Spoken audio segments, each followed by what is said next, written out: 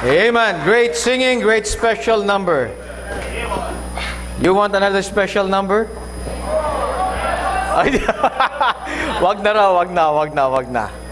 Yung ating pastor po ay nasa Baguio. Pag-pray niyo po siya ay maging blessing po doon. In his place po to give us a message for tonight is another great man of God. Amen.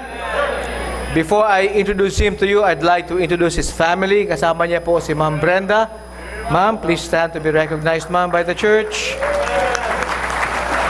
Yung kanyang bunsong anak na si John Timothy. John?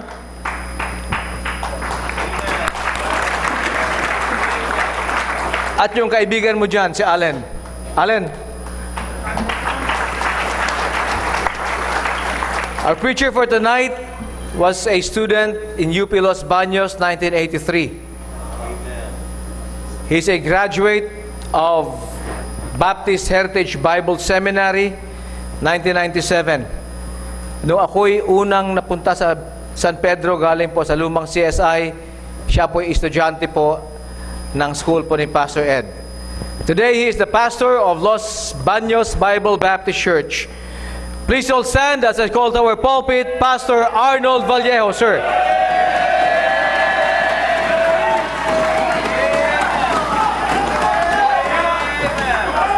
Amen. Nakakatakot yung introduction na yan, ha? Baka mag-expect ng ibang mga salita. Mas maganda kung pag ako ini-introduce, mas gusto kong ako ay nag-graduate sa university ng kahit saan. Para wala akong expectation. Besides the fact that I was saved at ako po ay nagpapasalamat sa Panginoon and I have the Word of God with me. At nagpapasalamat din po ako sa pribilehyo na ito na ibinigay ng Panginoon sa akin to minister to you the Word of God. I've been preaching the Word for many years at ako'y nagpapasalamat sa Diyos na ginagamit pa rin ho tayo. Sapagkat yan po ay pribilehyo na magamit ka para ibahagi ang salita ng Diyos sapagkat napakahalaga ang salita ng Diyos. Without the Word of God, nasaan kaya tayo ngayong gabi? Siguro yung iba ay lasing na ngayon. Ano? No. Si Pastor Dexter, nasaan kaya ngayon? Nasaan kaya? Amen. So I'm going to talk about the scriptures tonight. At buksan po ninyo ang inyong mga Bibles. You have your King James Bible with you, I hope. Kung hindi ay dapat ay ma-expel na sa membership. At kung ang pulpit staff ay mayroong NIV, pakicheck po ang kanilang mga Bibles. 2 Timothy chapter 3 verses 16 and 17. Sa mga bisita, maraming salamat po sa inyong pagdalo. I know that God has a plan for you. Kaya ho kayo naririto. Sa mga bagong mga mananampalataya, bear with us as we study the Word. Sa mga matagal na nagsasawa ng mga Kristiyano, get to the Word of God. Ano ba inihalin tulad ang salita ng Diyos sa gatas? Sa amin na 1 Peter chapter 2 verse number 2, right? Desire the sincere milk of the Word. Pero alam niyo bang pinagsasabihan ni Pedro diyan sa desire the sincere milk of the Word? He is not talking about a babe Christian. Hindi yung mga bago. Ang pinagsasabihan niya yun, yung mga under persecution. Yung tinatawag natin Christian in diaspora. Sa 1 Peter, they were scattered abroad because they were being persecuted in the land where they were. Kaya malayo sila at marami na silang mga alam. Pero tingnan ninyo ang kanyang pakiusap. As newborn babes, desire the sincere milk of the Word. Sapagkat ang babe, kailangan niya talaga ay gatas. Kaya nga mga bata, kahit ngayon sa mga sa atin, no, sa pag may mga nanganganak, bawal yung bote. Kailangan ay breastfeed. Because milk is really a complete food. Pag ikaw ay nasa childhood stage, kailangan mo pa rin ang milk. In fact, ako po ay 4 years old na dede pa noon sa nanay ko. Sino po 5 years old na dede pa ngayon? 7. Pero kailangan natin yung milk. If you are teenager, you still need milk. Amen? Pag ikaw ay adult na, you are advised to drink more milk.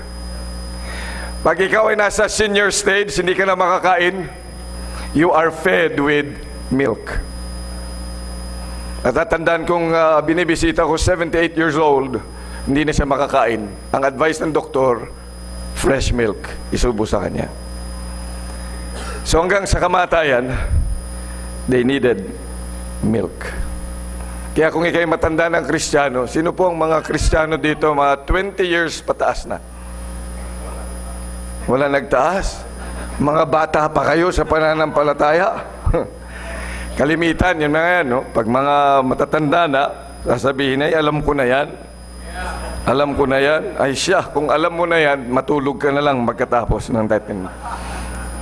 Let's read again verses 16 and 17 of 2 Timothy. All Scripture is given by inspiration of God and is profitable for doctrine, for reproof, for correction, for instruction in righteousness, that the man of God may be perfect, truly furnished unto all good works. Yan po ay salita ng Diyos. Basahin po natin, ano? Everybody, let's read all together, loud and clear. Alam niyo ba ang Bible, kung bakit maraming mga punctuation marks? They must be read aloud. In fact, the Bible was written to be read in public. Kaya nga doon sa 18th century, ang mga Biblia ay malalaki. Nagbibinata pa lang ho. Doon po sa Inglaterra, mga malalaki yan at naka-chain yung Bible. Na nagiging Ilocano, nakukuha ng... Yan, naka-chain yan. Kasi baka nakawin, kasi iniiwan ho doon dahil very precious ang salita ng Diyos. And in fact, bago yung Bible natin ay maging libro, mga scrolls yan. Scroll ng Isaiah, Jeremiah, Lamentation, Genesis, 66. Scrolls. Ano kaya kung ganun din ngayon? Ano? Brad, dalhin mo ang Isaiah, doon ako magpipreach bukas. Dalhin mo. Kanya-kanya. No? Kaya doon po sa mga sinagog, meron silang lagayan ng mga scriptures. Ang lalaki nun. No? So meron silang lagayan dyan, lahat ng mga scrolls. Pero maraming salamat sa Diyos, meron tayo isang libro na lang. Ano? Amen? But they are reading it publicly. So let's read this so you can hear yourself and yung kaaway mo maririnig ka rin. Okay, basahin po natin. Ready? Go. All Scripture is given by inspiration of God and is profitable for doctrine, for reproof, for correction, for instruction in righteousness, that the man of God may be perfect, truly furnished unto all. Isn't it good to listen to the Word of God? Na nanggagaling sa bibig mo? Samantalang ang salita ng Diyos, every word proceedeth out of the mouth of God.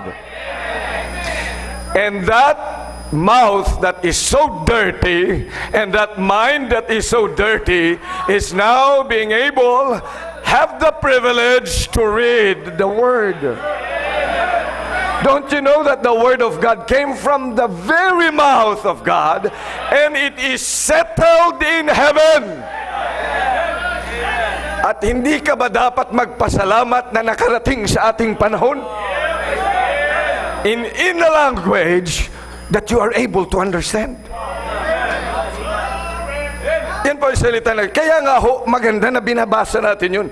So that instead of you speaking bad words, then you can speak the Word of God. Amen. Yan ang advice ko nga sa mag-asawa din eh. Alam nyo, at saka sa mag-anak, pag nag-away lang kayo dun sa bahay, huwag na kayo mag-away sa sarili nating salita, gamitan nyo na lang ng verse. Wife will say, husbands, love your wife, even as Christ. Wives, submit unto your own husbands. At pag yung mga anak natin ay matigas ang ulo, children, obey your parents. At kung nananakit naman ng ama, ano sasabihin ng anak? Fathers, provoke not your children. Di maganda. Walang mura sa bahay. Amen? And that's the word of God. Kaya nga, maganda ho na binabasa ito ng malakas. Maganda ho na ito ay naririnig natin mismo sa ating bibig. Because now God is using us so that His word will also come out of our mouth.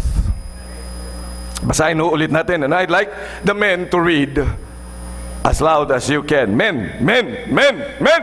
Amen. Para marinig ng mga babae.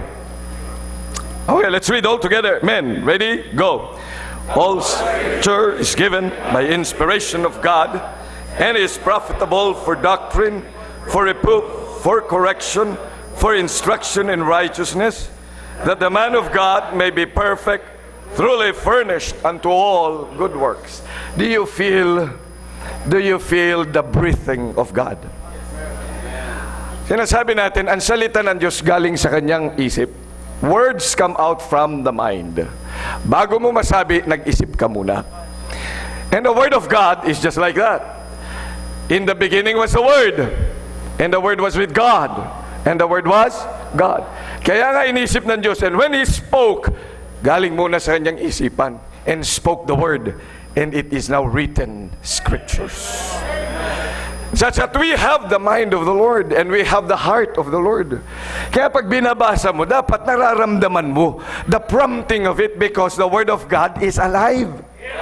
Hindi ho siya kagaya ng newspaper. Hindi siya kagaya ng libro mo sa siyensya. Hindi yan kagaya sa mga nababasa nating mga comics ni Batman at saka ni Superman. But this is the very Word of God, and it is a living Word. Kaya pag nagbabasa ka, make sure that your mind and your heart is with the Word, and you feel the pumping of the heart of the Lord. That's how to read the Bible.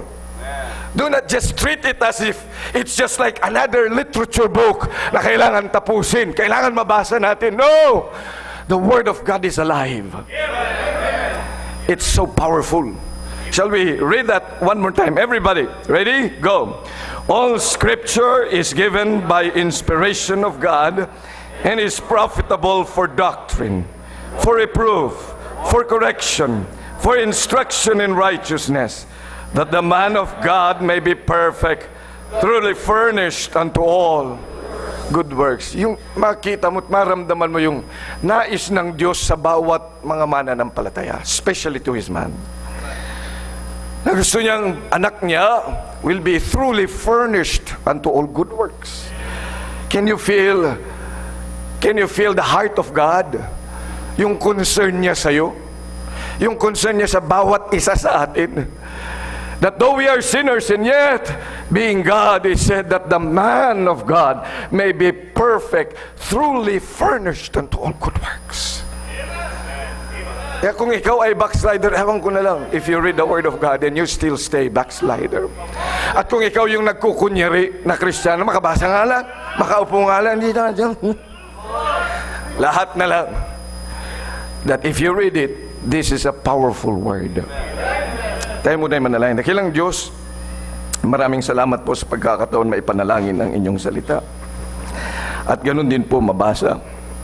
At ganun din po ay maipangaral. Holy Spirit of God, you are the author of this word. Ikaw po ang higit na nakakaalam ang mga naisin mo ang inyong puso sa pamamagitan ng mga talatang ito.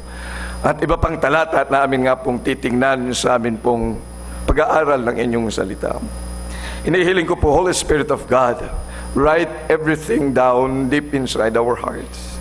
At kami nga po ay higit na makaunawa kung meron pong mga patay sa pananampalataya sa gabing ito'y buhayin po, Panginoon, sa pamamagitan ng inyong salita. Kung may mga nanlalamig, bigyan mo nga po ng pagkainit sa inyong salita, sa inyo nga pong naisin sa inyong buhay. At ang mga malalakas at ang mga masisigasig ay lalo pang maging masigasig, lalo pa, Panginoong Diyos, na ma-encourage sa pamamagitan ng inyong apong salita. Gamitin mo po ang pagkakataong ito, Panginoon, upang ang bawat isa sa amin, I mean every single person in this auditorium, would be fed with your word. Nagpunta po sila dito, Panginoong Diyos. Alam ko maraming mga problema sa kanila.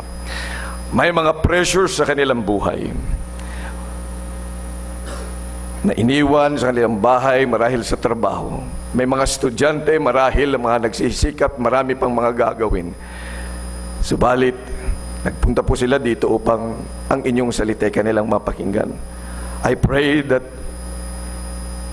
you would not fail them, that they will get what they deserve and what you wanted them to know. Mangusap ka po sa aming kalagitnaan, Panginoon. Kung meron pong hindi paligtas dito, hinihiling ko na iligtas mo po. Kung meron, Panginoong Diyos, na hindi pa sumusunod sa tubig ng bautismo, siya nga po ikausapin mo at sumunod sa tubig ng bautismo. Kung meron ditong tinatawag full-time sa gawain, ikaw nga po, Panginoon, ang magbigay sa kanya ng kaunawaan na siya nga inyong tinatawag. Kung merong nabubuhay sa kasalanan at may mga bagay na hindi niya maiwanan sa kanyang buhay, O Holy Spirit of God, convict that heart. At siya nga po, Panginoon, ay lumapit sa inyo at iwanan niya ang kanya nga pong kasalanan at mabuhay ng tama. Kung meron, Panginoong Diyos, ang mga nanlalamig pa, initin mo po, Panginoon. Maraming salamat sa pagkakataong ito. Sa pangalan ni Jesus. Amen. Amen. Okay, please take your seats. Maraming salamat po. Ang atin pong teksto ay napakahalaga. If you open your, please keep opening your Bibles, and dyan po yan. As a sort of introduction, I'll be using this text as an introduction. Sapagkat napakahalaga na maunawaan natin, kung tinitingnan natin yung ating text, all scripture, hindi na sinabing all scriptures, is a singular word. Sapagkat ang tinutukoy lang niya dito ay yung kasulatan na kinasihan ng Diyos. Maraming mga kasulatan na noon, mga kaibigan, kapatid. Marami na yung mga sulat.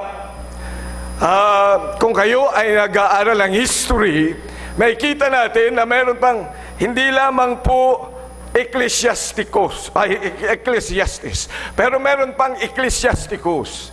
Meron din yung Epistle of Hermes. Meron din yung 3 Corinthians. Meron din 4 Corinthians. Marami ho mga kasulatan noong bago pa ilimbag ang King James Bible, itong Bible natin. But you see, there is a particular group of books na kinasihan lamang ng Panginoon. At maraming salamat, meron ho tayo niyan kopya. And it is the King James Bible. Kaya ho nang sinabi niyan, all scripture is given by inspiration of God. Yan po ay tumutukoy lamang sa revealed Word of God, inspired Word of God, at yan po ay preserved Word of God. At sa English language, ito po ay natala sa pamamagitan ng King James Bible. Amen! At meron ho tayong kopya niyan. Look at your Bibles. Tingnan ninyo, baka yung Bible nyo ay iba. Pero yan makikita natin, the King James Version. Dapat tingnan mo yan, hindi rin yung New King James Version kasi meron ding New King James, nakiki-King James. Para lang siyang Kristiyano. Para lang siyang Biblia, pero hindi talaga siya Biblia. Para siyang upuan, pero hindi siya upuan. Kaya nga may isa lang na salita ng Diyos, and we have it in the English language, the King James Bible. Will you raise your Bible if that is a King James Bible? Yan po ang tinukoy na scripture. All Scripture, lahat ng natala dyan, magmula sa Genesis chapter 1 to the period doon sa Revelation, the last period of the Revelation, yan po ay kinasihan ng Panginoon. And if we say, na kinasihan yan, kahit yung mga kudlit, kahit yung mga tuldok, ang lahat ng mga yan ay bahagi ng salita ng Diyos at hindi po pwedeng mawala ang kahit isa.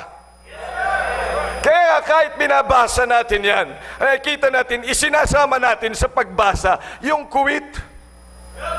All Scripture is given by inspiration of God and is profitable for doctrine, for, etc. So you see, we read the punctuation marks.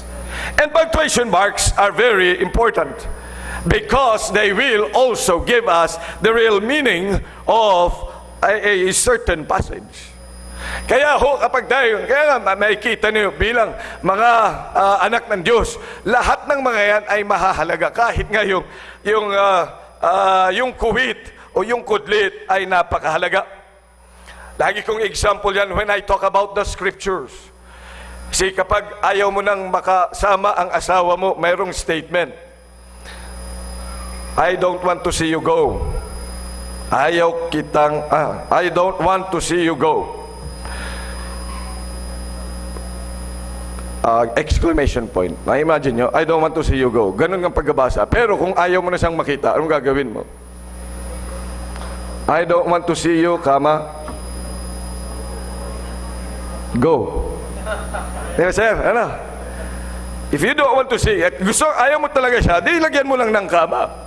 Kaya pag nagawa ka ng sulat sa misis mo, I don't want to see you, go. Kama lang yung difference, but it gave us another message. Kaya napahalaga yung kuwit, napakahalaga ang kudlit, na kung nailagay mo yan sa maling lugar, ay mali na nga. Kaya nga ang mga saksi ginagamit yan sa Luke, nung sinabi ng Panginoon, kasama doon sa cross of Calvary, may dalawang magnanakaw, tama? Ang sabi ng relihiyon, si Hestas at saka si Barabas. Pero wala akong katotohanan yan. Pero nasa kanan, sabi ng Panginoon sa kanya, I say unto you today, thou shalt be with me in paradise. Sabi ng saksi, alam nyo, ang kaligtasan talaga, hindi pa naman ngayon. Are you saved? Sino ang ligtas na ngayon? Wow, amen. Pero mali kayo. Ang kaligtasan hindi naman ngayon, sa susunod pa. Look, basahin nyo yung sa Lucas, yung kasama ng Panginoon. Sabi ng Panginoon sa kanya, I say unto you today, thou shalt be with me in paradise. Sinasabi ko sa inyo ngayon, sinasabi ko sa iyo ngayong araw na ito, makakasama kita sa sangkalangitan. Oh, sabi ko na, may nag-amen na eh. So, hindi pa ngayon ang salvation. Kasi ang nakalagay doon, I say unto you, today, sinasabi ko sa iyo, may kama, thou shalt be with me in paradise. But if you look your Bible, carefully, your King James Bible, hindi po nakalagay ang kama sa today. It's somewhere else. I say unto you, kama, today thou shalt be with me in paradise. Buti na lang may King James Bible para yung mga manluloko ay hindi makapanloko, para yung nagbabasa ay makaunawa, because all Scripture is given by inspiration of God. Kaya mga period niyan, huwag mong lalalangin. Kaya mga parenthetical clauses, they are so important and you should not take them out, because all Scripture is given by inspiration of God. Amen? All Scripture, it is written. Kaya ho, Scripture, written. Script, this is the script. We have the script. Ang script dapat hindi binabago. Kahit na magaling kang artista, hindi po pwede na adlib ka ng adlib. Marami mga nag-a-adlib, kaya humahaba ang eksena. Kaya nga nagkakamali ang eksena. Bakit maraming adlib? Mas marami silang nasasabi na hindi plinano. Kaya nga kahit sa mga preaching, it's always advisable that you write it down. Kasi kapag marami kang mga adlib, mamaya, you will come from point to point to point to another point at hindi mo na matapos yung point mo. Kaya yung tao, lugaw na. Anong pinagsasabi ni pastor? Nasaan na tayo? Nasaan na? Anong ibig niyan sabihin? Bakit nga? From point to point to point. Basta pag may naisip, may another point. Kaya paglabas ng mga miyembro, anong nakuha mo? Basta ang daming point yun. Nasa Bible lahat yun. Kaya nga, walang growth. You see, it is written, scriptures. Do you have the scripture with you? This is given by God Himself. You see, that Bible that we have is a gift from above. Naghahanap ka ng regalo pag birthday mo? Eh may Bible ka. Bigay ng Diyos yan. Eh kasi pastor, may Bible na ako pero gusto ko ng cash. We need cash. Sa bagay nga naman, kailangan mo ang cash. But if you have the Bible, if you have the gift from above, you have your Bible, then you should be happy because you have the Word of God. At ikay magpasalamat na nandito ka sa simbahan na nangangaral ng salita ng Diyos. It is given by God. Kapag ito'y binigay ng Diyos, hindi ka nululoko, hindi ka lulukohin kahit kailan. Naalala ko nung bata-bata pa kami. Birthday nung kapatid ko. Eh, galit kami sa kanya. Pag galit ka pala, ang dami mong, gusto mong magbigay ng gift. Pero gusto mo siyang asarin. Kaya kumuha kami ng butas na brief.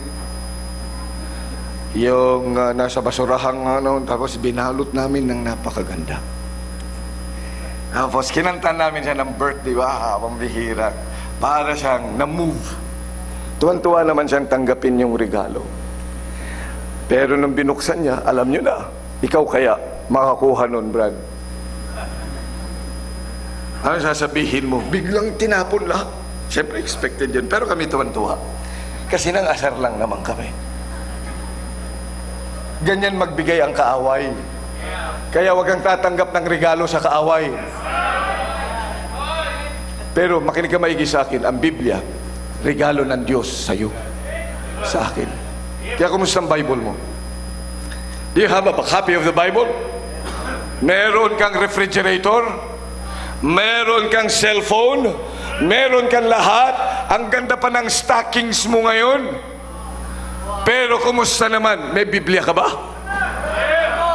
Do you have a Bible that is a gift from above? Regalo ho ng Diyos yan sa iyo. And everything that God gives is a good gift. At nakikita natin anong dahilan kung bakit nga ibinigay ito ng Panginoon. Sabi niya, profitable. It's a profitable thing for reproof, for instruction, for correction, for instruction in righteousness, that the man of God may be perfect, truly furnished unto all good works. It's for our own good. Ang salita ng Diyos ay para sa atin upang tayo po ay magamit ng Panginoon. It will be profitable. Gusto mong ganan siya? Gusto mong ganan siya? Amen? Then we have the Word of God. But you should know how to use it. Kaya nga ho, gusto mong may pakita sa atin. Then, how can this gift from above? Do you have the gift? You have the gift? Amen? If you have the gift, say loud, amen. At kung ikaw ay nakapantalon, ikaw ay tumayo at magsabi na, taas mo ang Bible mo at sabihin mo, amen.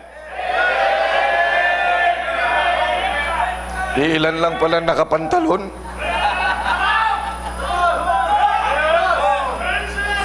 Kung ikaw ay nakapantalon, taas mo Bible mo, tumayo ka at magsabi ng malakas na amen.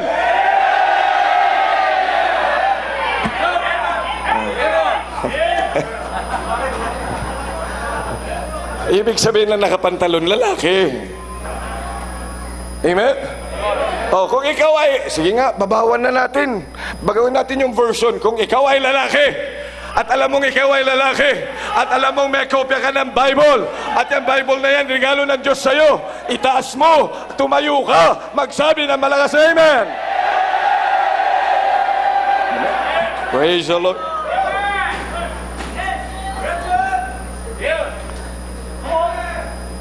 Make sure that the Bible that you have will really be profitable to you. Amat profitable? May Bible ka na rin lang, binabasa mo na rin lang, pinapakinggan mo na rin lang. Meron ka yan, dapat lang mapakinabangan. Amen? Marami meron lang dyan, pero nakabitbit lang at nandoon sa kanyang kilikili. Yung iba naman nakatago sa likod. Tama? Yung iba nasa bulsa kasi ang liit ng Bible niya. Kalalaki ng tao, ang liit ng Bible. Pero ang laki ng kanya cellphone, yung kanyang iPad. Meron ka na rin lang yan, dapat mapakinabangan. Dapat magamit ng tama. Amen?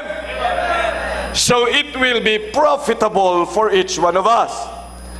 So I'll give you 3 major points. 3 lang ho, mabilis lang ho tayo. Depende sa amen.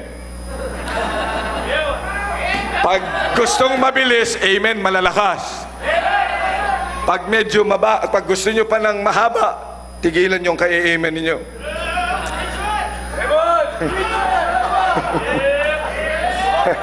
Ano kayang gagawin ko? Mag-amen ako o hindi? Baka mahalata akong ayaw kong makinig. Well, number 1, live by the Spirit's power.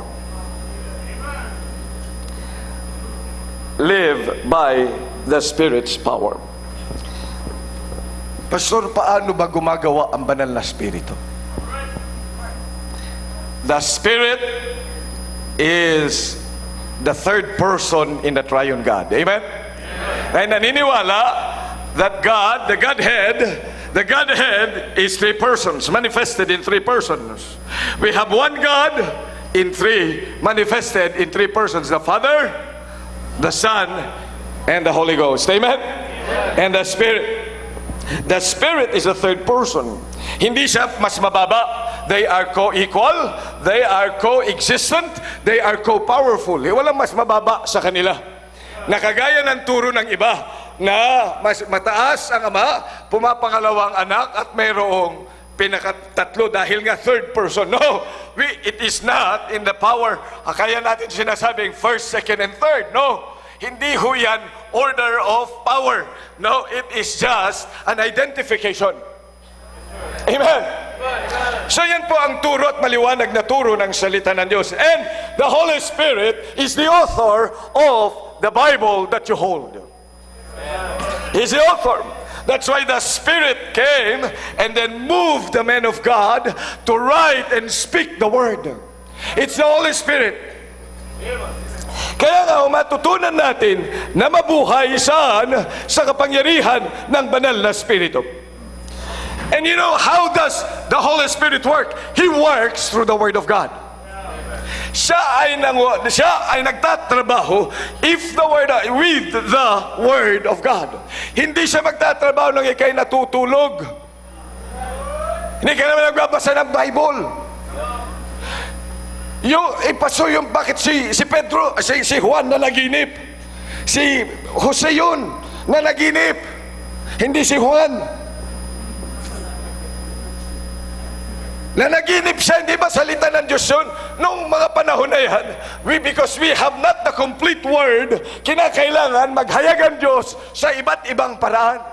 By dreams, by the prophets, hanggang dumating ang Panginoong Kristo, hanggang malimbag sa atin ang salita ng Diyos, then that which is perfect is come, then that which is in part shall be done away.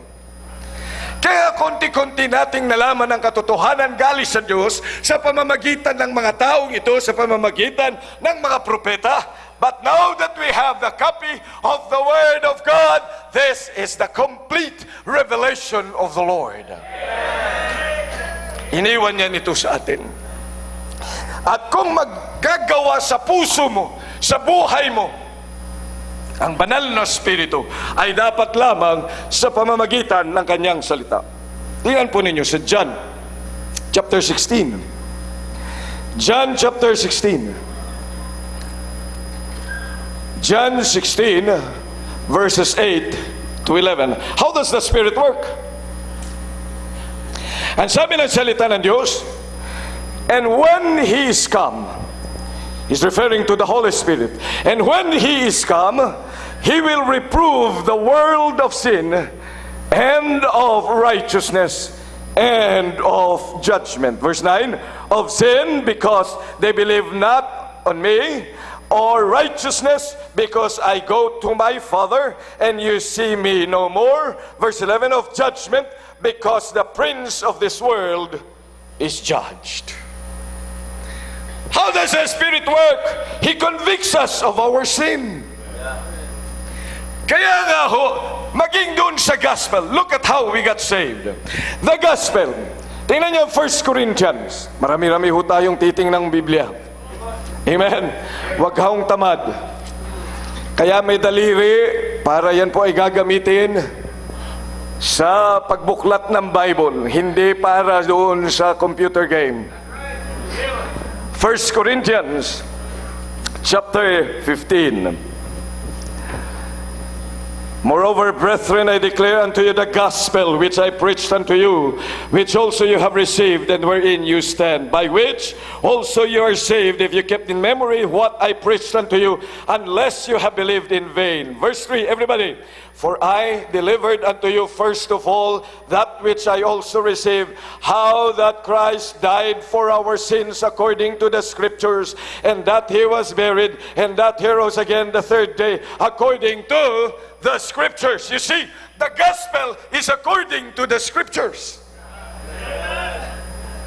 Kaya nga ho, yung kanyang kamatayan, yung kanyang pagkabuhay, yung kanyang kamatayan, yung kanyang paglibing, at yung kanyang pagkabuhay na magmuli ay naaayon sa sulat, hindi ayon lamang by chance. It was by the Scriptures. Kaya nga, kinakailan maunawaan natin na tayo'y makasalanan, and the Holy Spirit convicts us of our sin. Kaya marami sa atin ang hindi nakararating. Basta magtatanong ka, bakit yung taong yan, sabi niya save siya, pero ang kasalanan sa kanya ay okay lang. Nawala siyang conviction.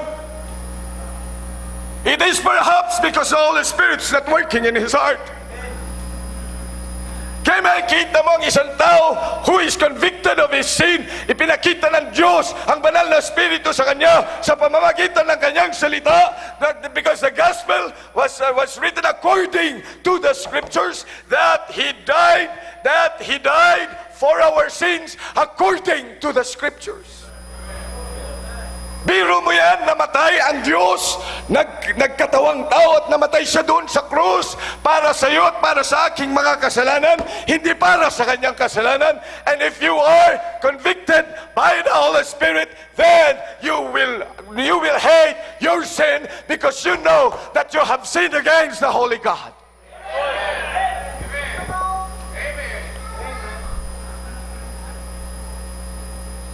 Nakalulungkot, pumunta sa simbahan. Natatamaan ka ng salita ng Diyos. You are convicted by the Holy Spirit. The fact that you are not a perfect person. Sino po maperfecto na ho dito? Hindi na nagkakasala. Pakitaas ang kamay. Pero bakit hindi ka natatamaan ng salita ng Diyos? Kaya magpasalamat ka kung natatamaan ka na sa salita ng Diyos. Hindi ka pinipersonal ng pastor. Hindi ka pinipersonal ng taong nagsasalita. At huwag mong sasabihin, sinong nagsumbong sa kanila? Ang aking kasalanan, wala. It's the Word of God. And the Word of God convicts us because the Holy Spirit is now working in your heart. Kaya nga, every time you come to church and you are convicted of your sin, thank God because the Holy Spirit is working. Kaya nga kapag nag-invite na sa altar ang pastor, di ba ang invitation ng pastor kung ikay kinausap ng banal na spirito? You come to the altar and you talk it out with God in the altar. Ang tanong ko, bakit nandiyan ka pa rin? Ibig sabihin, hindi ka kinausap ng Diyos. Tapos sasabihin mo ba, hindi naman dahil pumunta doon, kinausap na talaga ng Diyos. Ang liwanag naman ng tao, ang liwanag naman ng invitation ng pastor. Kung ikaw ay kinausap ng banal na spirito, amen. Liwanag naman, kung ikaw, ba't mo siya i-judge na hindi siya kinausap ng Diyos? Huwag mong ipapasa ang kasalanan mo sa iba. Kasalanan mo yan. Kaya nga kung ikaw ay naapektuhan ng salita ng Diyos and you have been convicted of your sin, the Holy Spirit is working in your heart.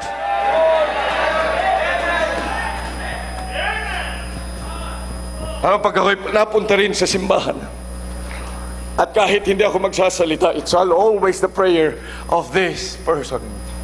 Palagi kong panalayon sa Panginoon, kausapin mo naman ako. At kahit nagpe-prepare ng mensahe ko, minsan, ay kalimitan ay akong nauunang nasasapok ng Diyos.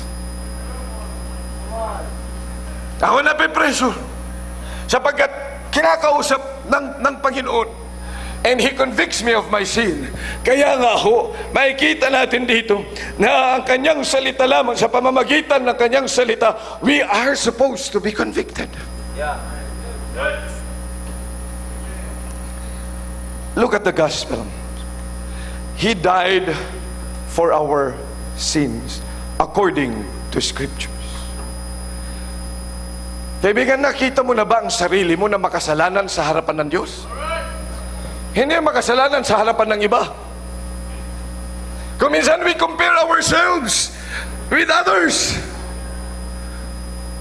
Hindi yung ikaw ay nagkasala sa iba, kundi ikaw ay nagkasala sa Diyos.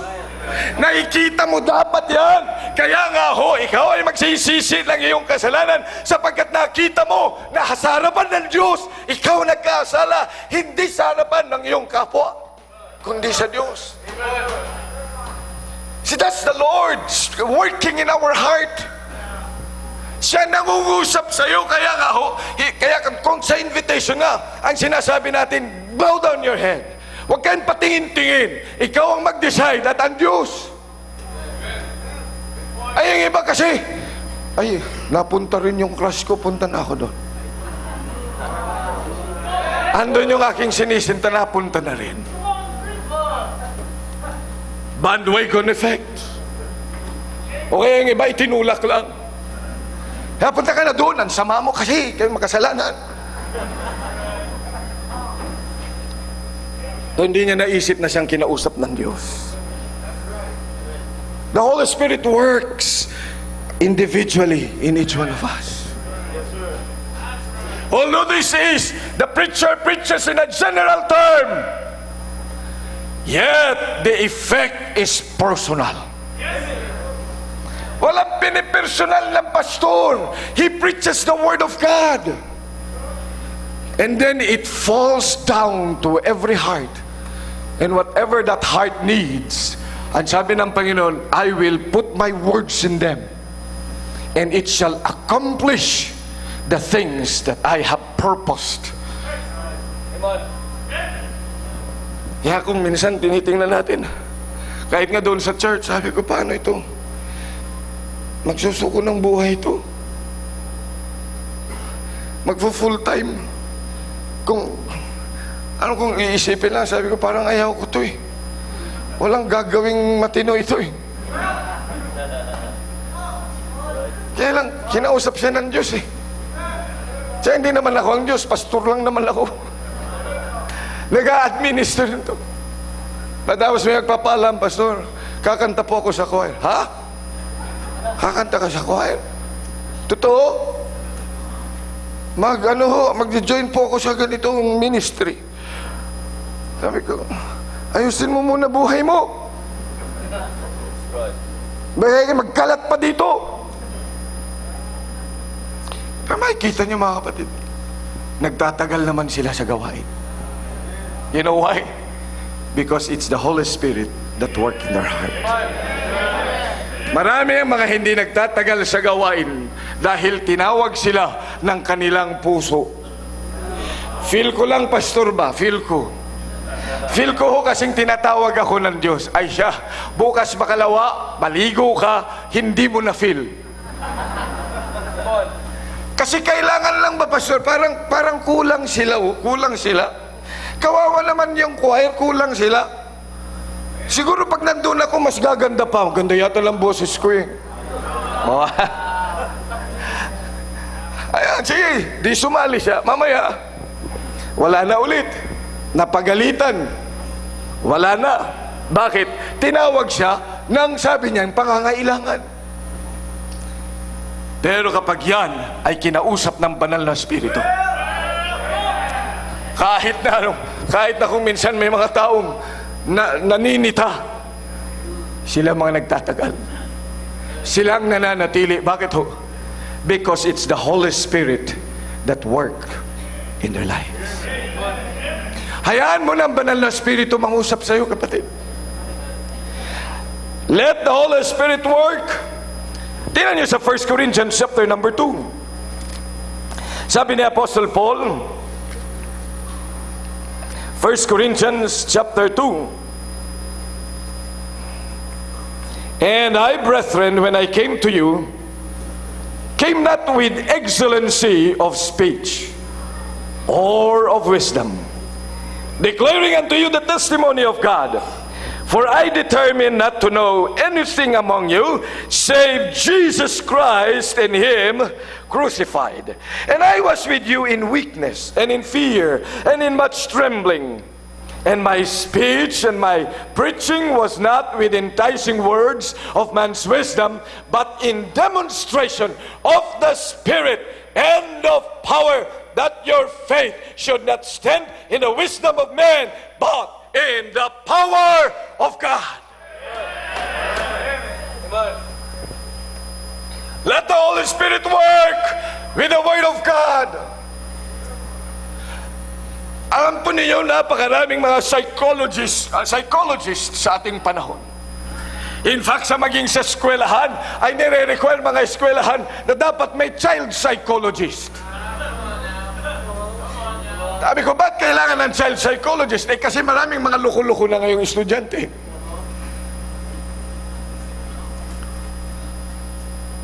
Minsan ako ay naghanap ng mga courses. Then I was also tempted to send my teachers, our teachers there. Kaya naisip-isip ko, sino ba ang may gawa ng tao? Sino ba ang mayroong control sa isip at puso ng tao? Hindi ba Diyos? Hindi ba siya nagbigay ng kanyang salita para gamitin natin? Ba't kinakailangan, hindi dahil sa gagastos, ba't kinakailangan ng child psychology while in fact you have the Word of God and the Holy Spirit to work with you? Ba't ang mga taong ito, sabi ko, itong mga taong yan, yung mga luko-luko yan, pero binago ng salita ng Diyos. Yun pa kayang estudyante ko, hindi papaguhin ng Diyos. Pagkatapos i-require ang Christian school ng child psychologist kasi kailangan nila. Sabi ko, no way, Jose. Kahit child psychologist yan na walang alam sa salita ng Diyos, I will not let them handle my kids. Why? Because we have already the power of God, and the power of God is His Word. Ituro lang natin sa kanila ang kanyang salita at ang Panginoong Jesucristo, at may turo mo sa kanila, and the power of the Holy Spirit will change their life. Kung binago nito ang mamamatay tao kagaya ni Apostle Paul, yung batang paslit pa kaya na loko-loko? May nag-enroll nga sa amin noon eh. Kausap ko pala, andun yung magulang. Mamaya, andun na siya sa ilalim. At tinatadyakan na yung mga upuan. Hindi walang magawang mga magulang. Sabi ko sa kanya, boy, tumayo ka dyan. Ayaw talaga. Hindi pa ako kilala. Hinawakan ko ang kanyang braso. Umupo ka ng maayos, ha? Ang bait ko. Umupo ka ng maayos, ha? Pero, gumagana naman siya. Masakit yata to. Upo ka lang, ha? Nag-uusap kami ng nanay mo, ha? Umupo naman. Hanggang ngayon, tinuruan na salita ng Diyos. Praise the Lord. Kasama na siya sa soul winning. Nagsusundo na siya ng bisita. Sabi ko sa kanya, oh no, kumusta ka na? Well, the Lord is good. Wow, ha? Maganoon ka rin ng mag-English. Amen. Hallelujah. Praise the Lord. Child psychologist? No, the Word of God. We have the power from above. Sabi nga ni Apostle Paul, oh, ako'y lawyer. Ang dami kong alam. Ang dami kong dalang knowledge. He's a lawyer. He knows much. And sabi niya, hindi ako dumating sa inyo with the power or with the excellency of speech, with the eloquence of my mouth, but I came to you in the power of God. Hindi dahil ikaw ay nandun sa akadim at dalhin mo na lahat yung mga natutunan mo doon sa universidad, isaksak mo doon sa simbahan. No way, Jose! Yan din pong natutunan ko for many years. Galing sa university, ibinigay sa akin ang paaralan noon, Christian Bible Baptist Academy, and I started rearranging it, everything. Sabi ko, hindi ganito yung napag-aralan ko. Ni-rambol-rambol ko. Maya, sabi, bakit ang gulo yata? Paano ni-rambol-rambol mo ang inayos na ng Diyos? Yabang mo kasi. And then, so I started taking them down. Alisin na yan. Balik na yun. Aralin ko na, ano ba yung sinasabi kasi dito? Ano ba ang sinasabi? So, inaral ko kung anong meron. It took me 2 years to study all those. 2 years. Every day. Diligent study. Para maintindihan ko what a Christian school is. At sabi ko, kaya kapag meron silang gustong iligdagdag, sabi ko, oops, wala yan, dyan. Tanggalin dyan. Ito ang tama. Ito ang tama. Hindi marami kasi kuminsan sa atin iniisip natin dahil nakapag-aral tayo. Dahil ang dami nating alam. Ito na yung ating gagawin. Hey, yabang mo! Yung pinag-aralan mo marahil for years, na ilang mga taon, na yan ay inaral din tapos isinaksak sa isipan mo. But the Word of God is the wisdom from above. It is settled in heaven. Kahit ikaw lang pinakamatalino, ikaw ang summa cum laude. Magna cum laude ng lahat ng paaralan.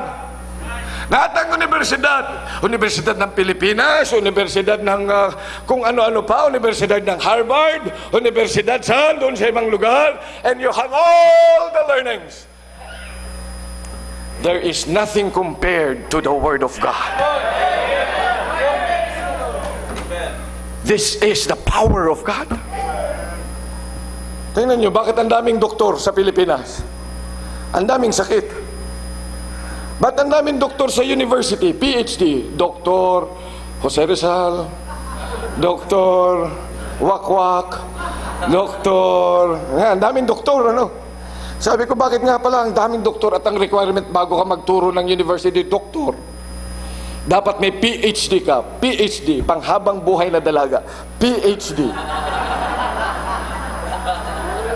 Bakit kinakailan may PhD yan? Dapat maraming alam. Marami bang PhD dito? Oh.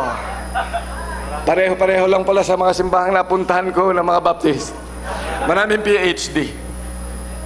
Tingnan, sabi ko, bakit ang daming PhD dito? Ba't ang daming doktor? Kasi maraming mga walang alam.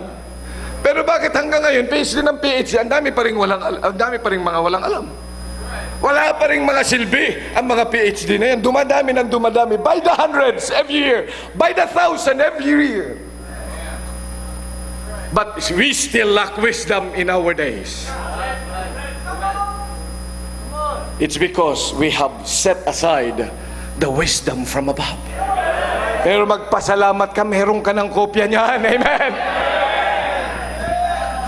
says that when the Word of God is here with us, then let the Holy Spirit work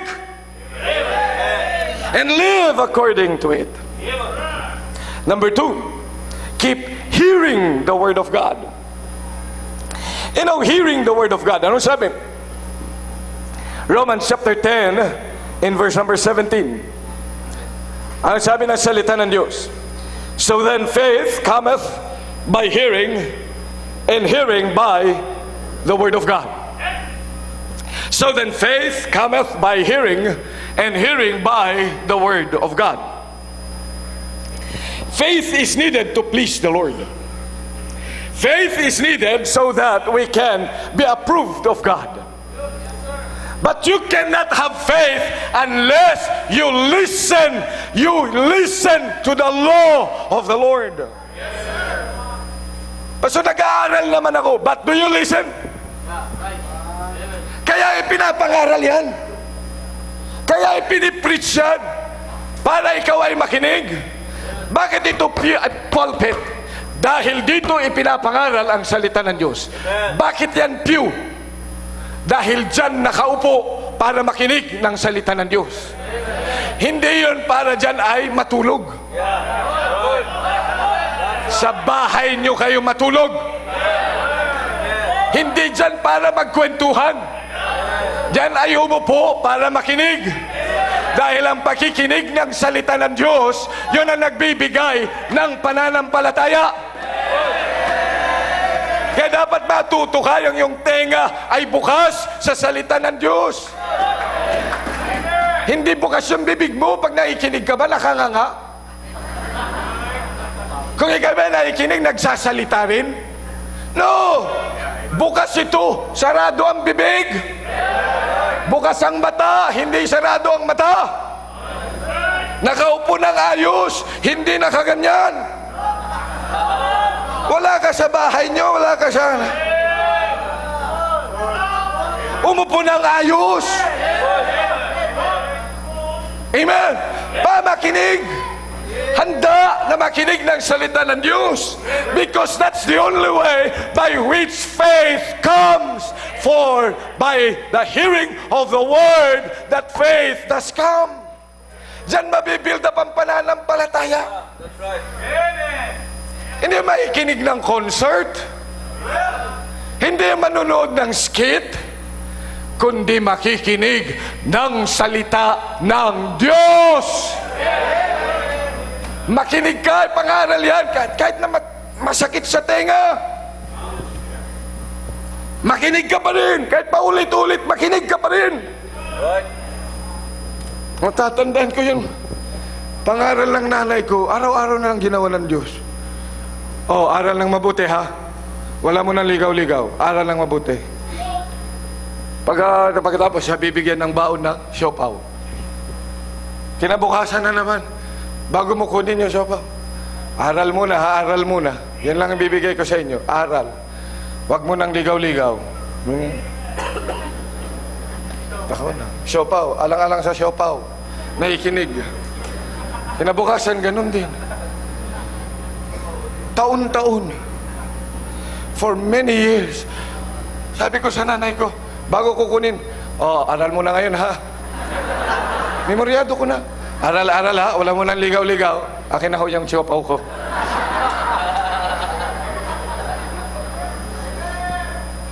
Aba, ay grade 3, may nakitang maputi. Parang merong gumaganon. Grade 3 pa lang yun ha. Mahira, sabi ko, mukhang masama ito, grade 3 pa lang.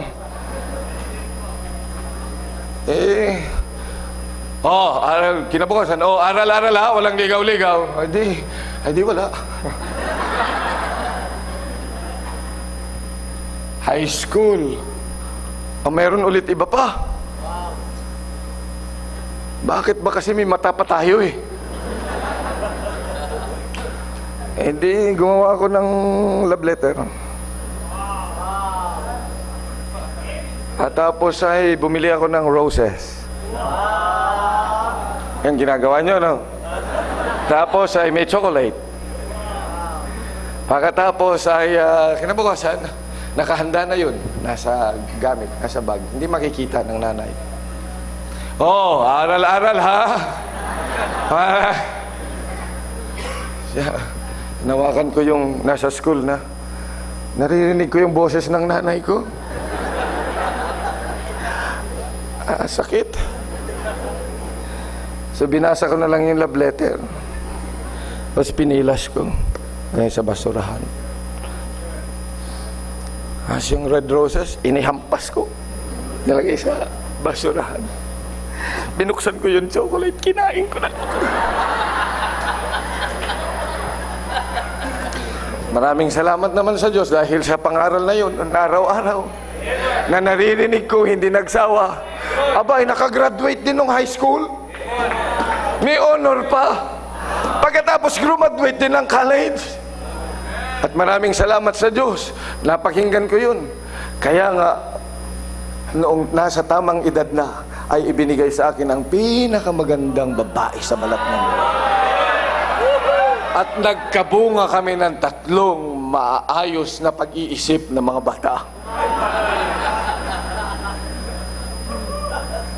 Kasi araw-araw, nakikinig ako. Memoryado ko na nga, pati yung accent. Pag galit, alam mo yung accent ng Ilocana? Ano? Ay, wala gilang na. Anya ba ito na? Teka, gagawin.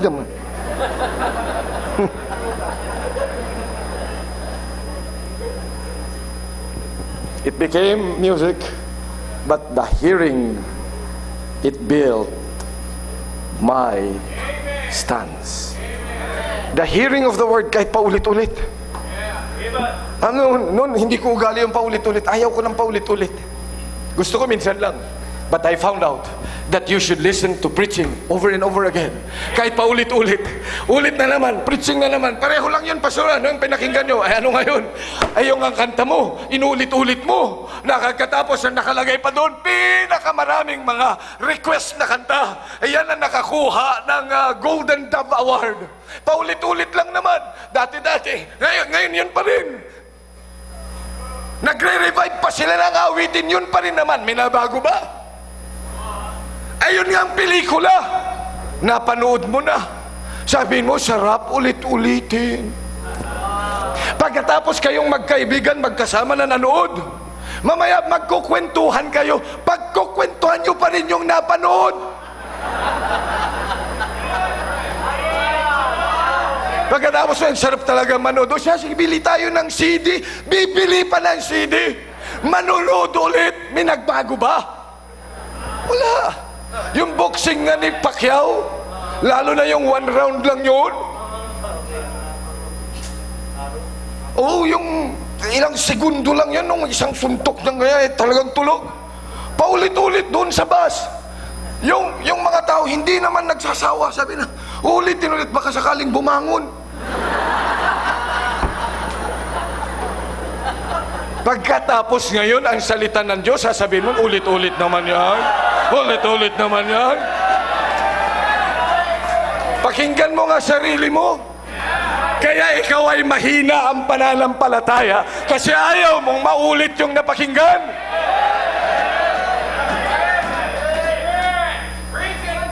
Sa totoo lang, napakaraming mga pagkakataon, paulit-ulit talaga naririnig ko. Eh bakit yung joke kong minsan ni Pastor? Gas-gas na yan, natawa ka pa. Amen? O pagkatapos, gagayahin mo pa. Ikukwento mo pa yan sa iba. Pero ang salita ng Diyos, ayaw mong maulit. Pagkatapos ay manunod ka pa ng pelikula, sana maulit muli. O, alam nyo yun Eh, kaya bilang anak ng Diyos, keep hearing the Word of God. Pumunta ka sa simbahan where you can really hear and listen to the Word of God preached. At umupo ka doon at mag-expect ka na kausapin ka ng Diyos. Kahit yan ay ulit na, ilang beses na, gas-gas na, pakinggan mo pa rin. Because that's the only way that your faith is going to be built. No other way. Kung hindi mapagtitibay ang iyong pananampalataya sa preaching, wala lang ibang pag-asa pa para mapatibay ang iyong pananampalataya. Wala na pag-asa. Wala na ring iba. Kahit na ano pang gawin mo, if you do not hear the word of God, then you cannot have faith. For faith cometh by hearing, and hearing by the word of God. No more. Wala na ho. Walang ibang paraan. And how can you be a proof of God? And how can you be able to please God without faith? For without faith, it is impossible to please Him. If you are a Christian, are you saved? Kung ligtas ka, please say aloud, amen. Kung nakapantalon ka at ligtas ka, tumayo ka at magsabi ng malakas na amen. O, alam nyo na yung mga hindi tumayo na nakapantalon, hindi yan save, bigyan ho silang kaligtasan mamaya. Tingnan po ninyo. Kung ikaw ay ligtas, nais mo na bigyan ng kaluguran ang Diyos. It will be your desire to please God. But how can you please God without faith? For without faith, it is impossible. For without faith, it is impossible to please the Lord. Imposible, kapatid.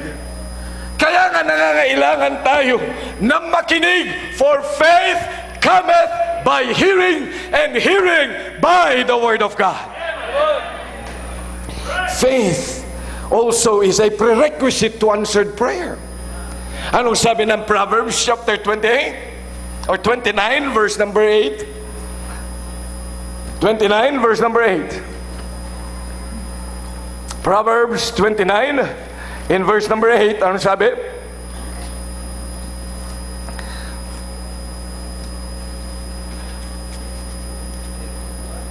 He that turneth away his ear from hearing the law. Kung ikaw ay hindi makikinig sa salita ng Diyos, the law, anong sabi ng Diyos? Even his prayer shall be abomination. Pray ka ng pray. Hindi ka naman nakikinig ng salita ng Diyos. Wala ka namang pagnanasang makinig ng salita ng Diyos. Mas gusto mong manood ng sine. Mas gusto mong manood ng kung ano ba. Pero hindi ka nakikinig ng salita ng Diyos. Ang bilis mong mawalan ng gana. Ang bilis mo na mahirapan sa makikinig ng salita ng Diyos. Nakakadalawang oras yung pelikula, pero bukang mukha pa rin ang mata mo. Nanonood ka ng telebisyon, pero bukang-buka, kahit napatalastas, hindi mo yan pinapalampas, memoryado mo pa. Tuwan-tuwa kang mapanood, ganun pa rin at ganun din naman yung patalastas.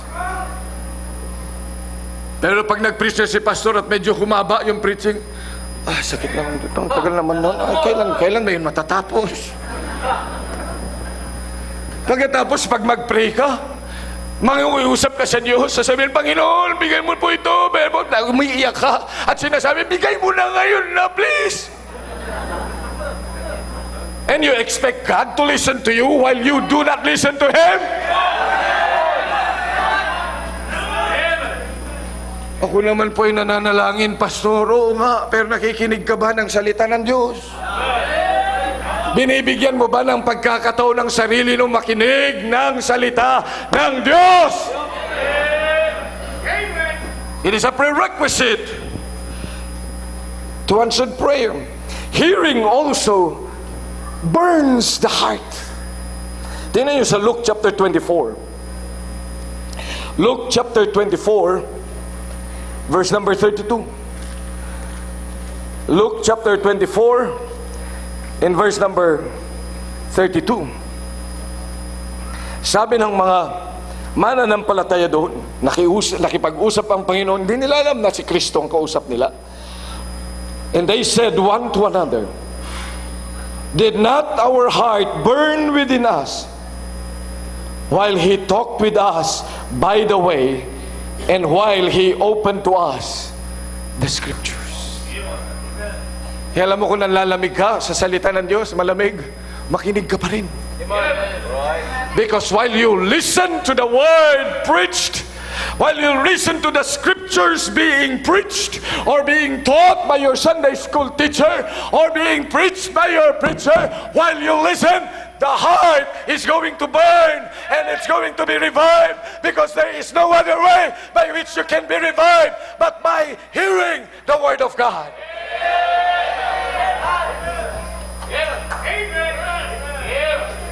Then it will become profitable to you. And number 3, how is the Word of God become profitable to us? Study the Scriptures. 2 Timothy chapter 2 verse number 15, ang sabi ng salita ng Diyos, study to show thyself approved unto God, a workman that needeth not to be ashamed, rightly dividing the word of truth. Aral-aral, hindi pag may time, kundi aral-aral lagi ng salita ng Diyos. Amen. You open your Bible at home, you open your Bible at school, at work, when there is a break, you open your Bible wherever you go and study it and set a time to study the Word of God. Ikaw, estudyante, may oras ka mag-aral ng exam, but do you have a time for the Word of God? Ikaw na nagtatrabaho, you have all the time to study how you're going to please your boss, what you're going to do at your work, but do you have a time to study the Word of God? You just don't study the Word. Sa mga preachers, I always tell them, sa mga full-time workers, pag kayo magbibigay ng devotion, do not just study the Word of God because you are going to give a devotion. You study the Word of God for your own perusal. Dapat nag-aaral ka para sa iyo, hindi para lagi sa iba, kundi ikaw ay mag-aaral din para sa iyo. Naku, kailangan ko na mag-aaral ng Bible, magtuturo pala ako bukas. Sunday school teacher, ang tanong ko sa iyo, kailan ka lang nag-aaral ng iyong Bible? Dahil magtuturo ka na? Makinig ka maigi sa akin. That's a great loophole that you should not be doing as a Sunday school teacher. Dapat nag-aaral ka ng sarili mo para sa iyo. Para ikaw ay turuan ng Diyos. Para sabihin ng Diyos kung anong dapat mong gawin. Study it. At alam niyo bang ibig sabihin ng study? Study is not just studying and reading. Study means diligence. To be diligent. Yung bang ikaw ay hindi naiinip. Kahit mahirap, kahit hindi mo pa alam, kahit hindi mo maintindihan, you just be diligent. Kaya nung sinabi ni Apostle Paul, study to show thyself approved unto God. Sinasabi niyan, kahit mahirap, kahit di mo pa naintindihan, you just go on reading and studying the Word of God, searching the Word of God. Search the Scriptures, for in them you have eternal life, and they are they which testify of me. Thus saith the Lord. Search, and be diligent in your search. Pag sinabing study is to be diligent.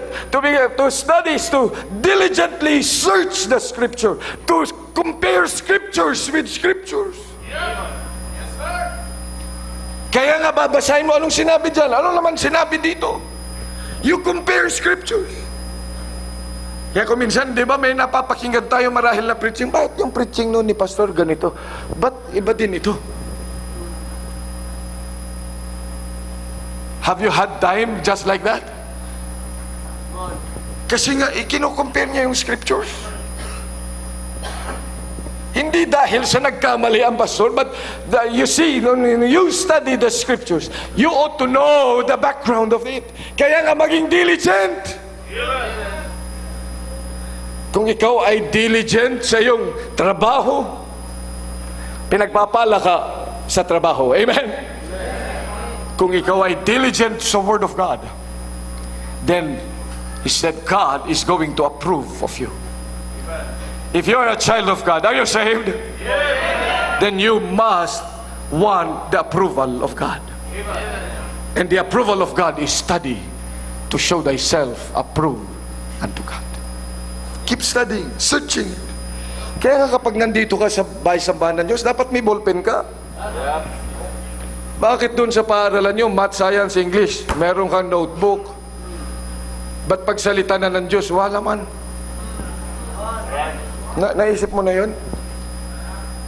Pagpasukan, umiiyak ka kapag hindi ka pa nabibilhan ng notebook ng English, ng science, ng math.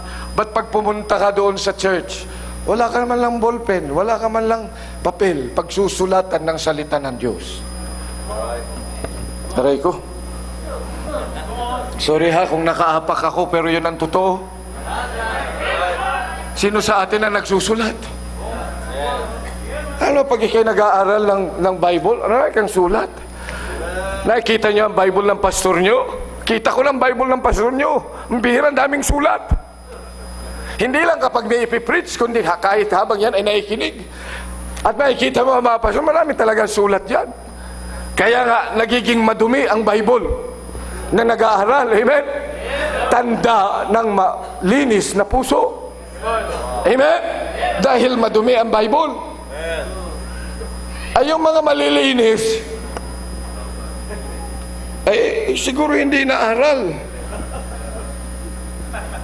Kung kang linis pa rin yan, walang kasulat-sulat, kaganda, parang bago pa rin yung Bible. Hindi binabasa yung Bible niya.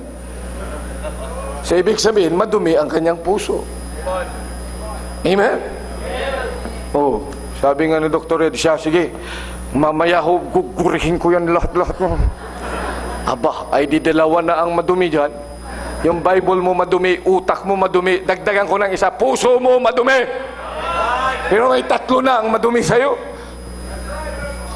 The Trinity of dirtiness. Kaya bilang anak ng Diyos, dapat na mag-aaral, maging masikap. Amen? Pagbasa, mag-aaral, magsulat.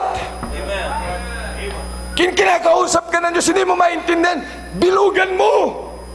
Ipag-pray mo sa Diyos. Panginoon, sana mag-preach si pastor tungkol dito. And I have been doing that with many years in my Christian life. Pag may mga tanong ako, hindi ko makausap si pastor. Kayo hindi nyo nakakausap si pastor. Alam nyo, si Pastor Ed, kung nag-uusap man kami, ang usapan namin, trabaho lang. Hindi ako nakakapagsumbong sa kanya kung anong nararamdaman ko. Wala na yung lugar yun. Dahil ang lugar, kailangan magtrabaho para sa gawain ng Diyos. Nung nagsuko ako ng buhay, hindi para ako ay para alagaan, kundi mag-aalaga ng tao. Kaya yung tinatanong lang, yan ang usapan namin. Hindi ko masabi sa kanya, Pastor, pwede hubang ito ang inyong i-preach? No, I have not said that for many years. But I have many questions. Binibilugan ko yan. Lord, kailan bang pastor magpipreach niyan? And then the next Sunday, yun ang kanyang ipipreach. Sabi ko, wow, praise the Lord. Kaya kung marami mga Kristiyano nakikinig lang nasa simbahan, nag-aaral ng salita ng Diyos, wala na dapat napunta dun sa office para nahingi pa ng counsel. Bakit? Yung counsel ba niya at sa ipipreach ito magkaiba? Sige, ganito na lang, Brad. Huwag mo lang ipagsasabi sa iba, ha? Ito ang gawin natin. Kasi pinipreach ko ganito, hindi po pwedeng mag-asawa, pero okay lang sa iyo. Basta, huwag mo na lang sasabihin na sinabi ko. Makinig ka maigit sa akin.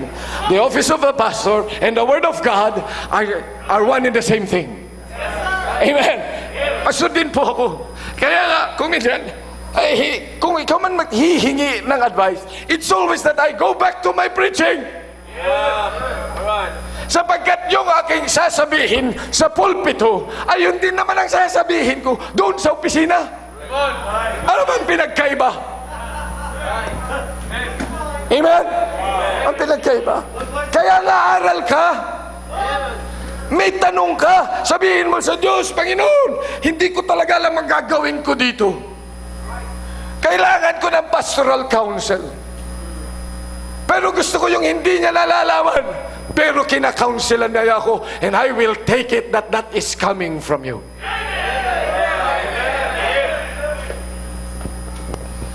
Kaya nga nung ako'y magkukwit na, sabi ko, binigay ko ang buhay ko dito, pagkatapos ako pang magiging masama. Asa ako mahihirapan dito? Wala naman akong ginimang masama sa kanila. Kukwit na ako. This is my last Sunday. Bihis ako. Hindi ko sinasabi sa misis, hindi ko sinasabi sa kahit kanino. Basta alam ng Diyos.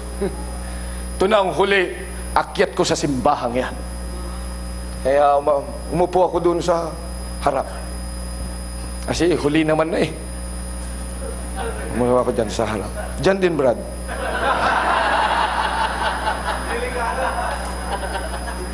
Sabi ko, ayos na ayos.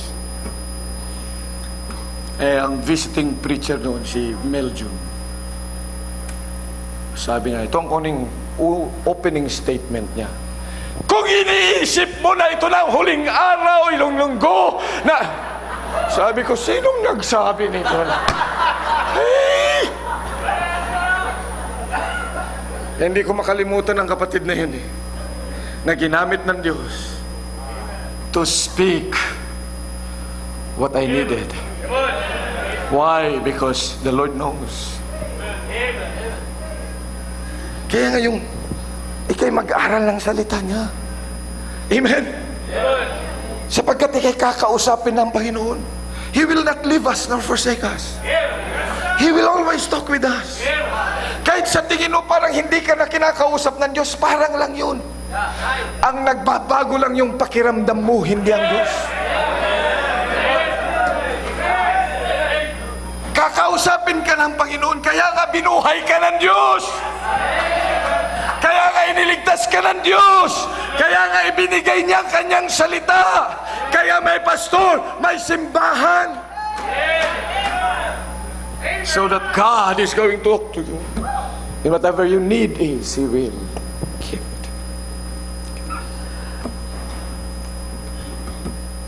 Nung bata-bata pa ako sa pananampalataya, sabi ko, nakakainggit yung mga apostles. Bakit?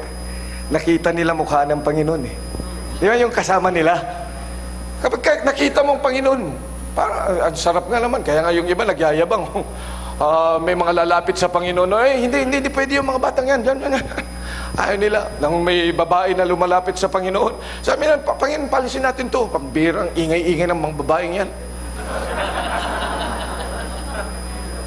Pagkatapos sila nag-usap-usap, sabi nila, sino kaya sa atin ang greatest sa kingdom? Ano? Sino kayang uupo sa kanan at saka sa kaliwa? Pinag-uusapan nila yun eh. Siyempre, kasama mo ang Panginoon eh. Nakita nila, nakasama nila ang Panginoon. Nung bumabagyo, nandun sila sa dagat. Sabi nila, Panginoon, ba't kayo natutulog dyan? Carest thou that we perish? Ano sabi ng Panginoon? Kayo naman, you little fit, pakahina. Ay, hangin, tumigil ka. Pinatigil, pambihira, nagtinginan siya. Kaya ng Diyos yun, kaya ng Panginoon yun. Pambihira. Nung may sakit yung kanyang biyanan ni Pedro, hindi siya makabili ng medical kasi wala pa noong medical. Anong ginawa niya? Panginoon, may sakit. Pumunta lang ang Panginoon doon, hinawakan sa kamay, pagkatapos gumaling na.